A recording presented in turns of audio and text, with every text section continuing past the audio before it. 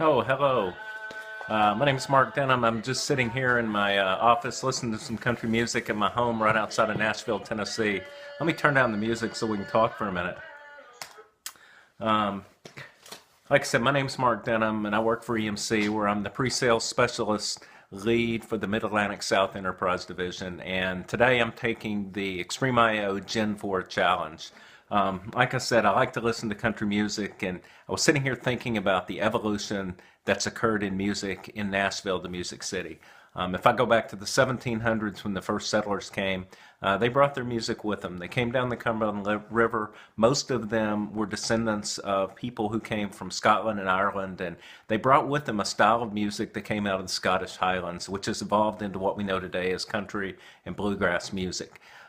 This was music that was about the daily trials and tribulations of life.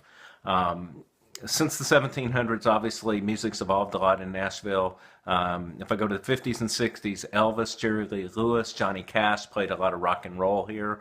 And in modern day, bands like Paramore, the Black Keys, Kings of Leon come out of Nashville. So there's been quite an evolution. And like I said, I work for EMC, and we're in the middle of an evolution today, which Wikibon talks about as um, um, the four generations of flash storage arrays. And this really started, if I go back, I've been with EMC 17 years, and for the most of that time, up until 2008 or so, it was all spinning hard drives. But in 2008, we began to integrate solid state disk drives or flash technology into our traditional arrays. And this is generation one, and it's really legacy arrays that have become hybrid with flash and spinning disk technology, but they still have those data services the legacy arrays had. Generation 2, there were a number of companies, startups, that started to build flash optimized hybrid arrays. And they used dual controller architectures, so they were limited in scale. They were pretty much built for single workloads, and they started to introduce some data services, but from a data services perspective, really it was a step back from even Generation 1. Generation 3 was companies like Pure Storage, Texas Memory Systems, Violin, and this is when company first started building all-flash disk arrays. Like Generation 2, Generation 3 was also built on a dual controller architecture, so Wikibon has termed that as a scale-up all-flash array. And some of the same limitations in Gen 3 as Gen 2. They were all flash, but because the dual controller architecture, limited compute power, they're limited in their ability to scale. They were also forced to make trade-offs and to compromise between would I rather have, efficient performance, or am I more interested in data services?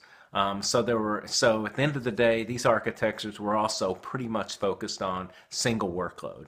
And that brings us now to Generation 4. And the leader in Generation 4 is EMC with XtremIO. And Generation 4 is what Wikibon describes as a scale-out all-flash array. So in the case of XtremIO, characterized by a multi-controller architecture. So now as I scale capacity, I can scale compute, which is going to enable, petabyte scale and enable me to build a general purpose storage infrastructure that can serve many different types of workloads. The other thing that this extra compute power brings is the ability to have always-on inline data services. So as data stored, it's deduplicated, it's compressed, writable snapshots, all the things that you would expect out of an enterprise array. And at the end of the day, XtremIO is the leader and is really the architecture that's going to enable us to build the all-flash data center of the future. So now I've taken the XtremIO Gen4 Challenge, and I challenge my colleagues in Mid-Atlantic South to do the same thing. Thanks. I think I'm going to go back and listen to a little more music now.